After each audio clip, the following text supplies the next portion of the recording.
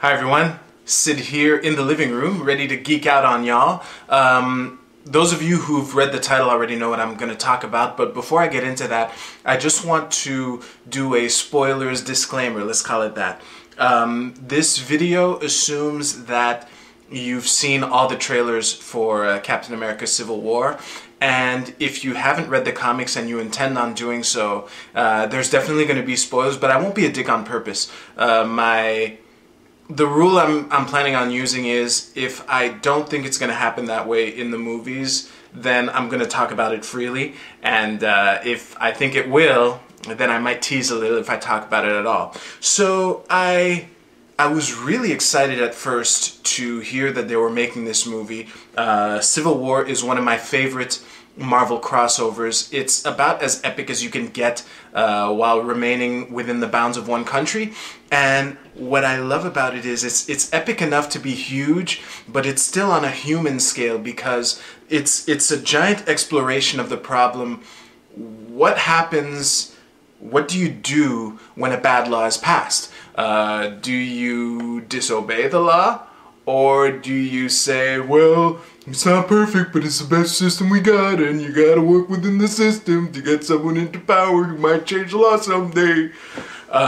You can guess what side of that issue I'm on, but it's a really wonderful exploration to witness in the world of superheroes. So, like I said, I was really excited just to hear that this was a project. It made a lot of sense to see this within the Captain America franchise, and as a matter of fact, hearing about that made me watch Captain America's 1 and 2, and I was also excited to see Sam Wilson in there because, as you know, when Steve Rogers goes rogue, the first person he goes to is the Falcon. So it just had to be that way.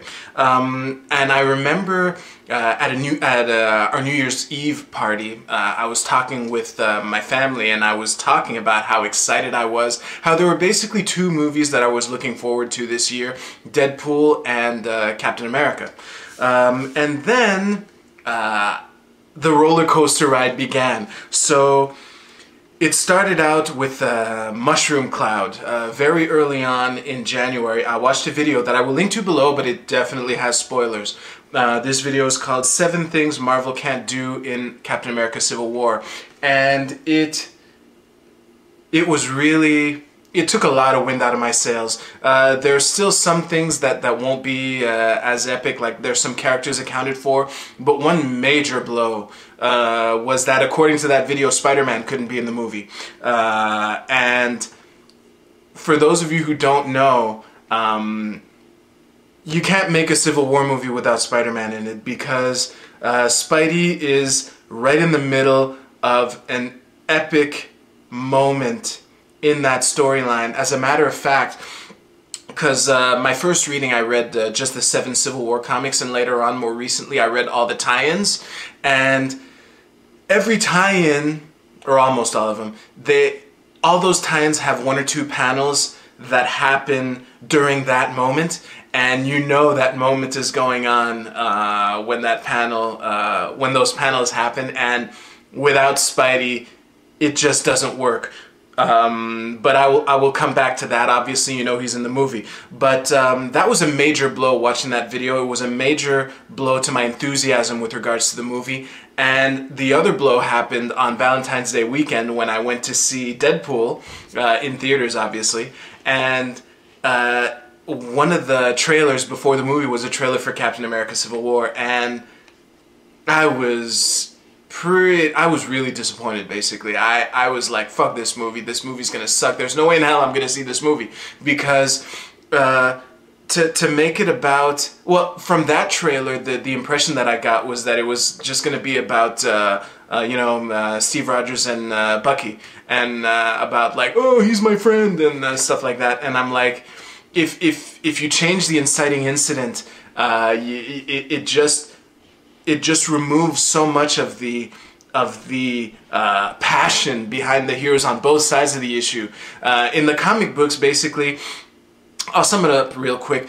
Some teenagers, let's say the Marvel equivalent of the Teen Titans, I don't know what their name is, they're filming a reality show and they stumble upon a hiding spot for some supervillains and they decide to go after them, suspecting that they're out of their league, and one of the supervillains in that group is Nitro. His power is basically blowing up, and throughout the chase, they end up in front of a school, and basically Nitro blows up in the middle of a school, in front of a school on recess, and basically there are like hundreds of wounded and dead children, and this is a really catalyzing event that will steamroll, that will help propel the Superhero Registration Act that was already in the works through Congress and all that shit to make it law. So when you have a pile of dead children versus Steve Rogers saying, "Oh, but he's my friend," it was like, when I saw that trailer, I was like, okay, forget it. I'm not wasting my time. I'm gonna see it, as I will Batman v Superman, just not in theaters. So I knew that there was no way. And then the Spidey trailer came out, let's call it that way, the second trailer, and I was really relieved to see that they confirmed that Spider-Man would be in the movie. So we got from, oh man, I can't wait for this movie to go out, to, holy shit, to, hell no, I'm not seeing that movie. And then the Spidey trailer, it got me from, hell no, I'm not seeing that movie, to, I probably won't see it in theaters. And then, wait a second, where am I in my notes? Yeah, exactly. As excited as I was to see that Spider-Man was in it and that there might be some saving grace to seeing this movie in theaters, I kind of, you know, did the whole dissection, not to the point that many have already on YouTube, but when I saw it, I was like, damn, I took the time to pause the movie where the two fronts are running towards each other, and there's like 11 people in there, and I'm like, this is Civil War. As a matter of fact, the nickname that I have for this movie, Civil Skirmish, that's what I call it, because 11 people total, that's not what I call a war at all. That's what you'd have on one of the sides in some of the fights, more than that, but that nickname Civil Skirmish was kind of my way of reminding myself that even if it's good, it's not going to be anywhere near the scale that it is in the comics. And I remember one of my friends, he made the metaphor of, like, if you read Lord of the Rings and then you go to the movie theaters and then the final fight, it's like 30 guys on each side. It's like, really? That's not really faithful retelling of the story. So right now I probably won't see it in theaters. And then the more recent trailer came out where how can I say this? Basically the rogues, Steve Rogers, Falcon, and Scarlet Witch, who's in the movie, they infiltrate this base, and when I saw the fighting in there, I'm like, okay, I'll go see it. As much as Civil Skirmish is going to be a miniature retelling of this story, there's still going to be some cool stuff in there that's going to warrant seeing it on a huge screen with booming music in the theaters. So that movie made me go back to, okay, I'll see it in theaters. But it's still a huge drop, well, it's still a drop down from, holy shit, I can't wait to see this is so amazing. I think that it will be pretty good, but it's not, like, what I love about this movie in the comics is that, again, with this pile of dead children and this law passing, this bad law, that most of the people on both sides of the issue disagree with the law. The guys that are with Tony, they're like, well, it's not perfect, but it's the law, so we gotta obey it. And this issue drives a wedge right in the middle of the Fantastic Four. I mean, Steve helps Tony build this super prison that they were gonna keep their friends in, and another thing that I find really strange, and it touched me because I wasn't expecting this. I think within the paradigm of statism, the most mature reaction to this issue was The Thing, who basically said, yeah, this law is bullshit, and his identity is public. He has no skin in the game, but he says, this law is bullshit, but I'm a patriot, and I love my country, and I'm certainly not going to fight some of my friends. So good luck with that, y'all. I'm going off to France. Which, when I was reading that, I was like, yeah, that's actually, within the paradigm, that's a pretty mature response, coming from a guy who doesn't even have proper grammar.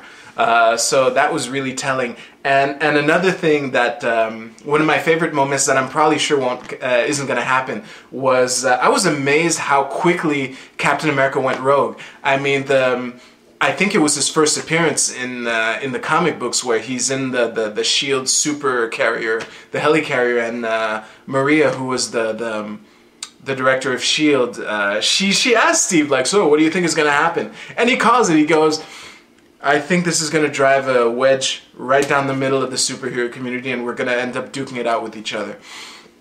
And then Maria says, really, who do you think is going to resist?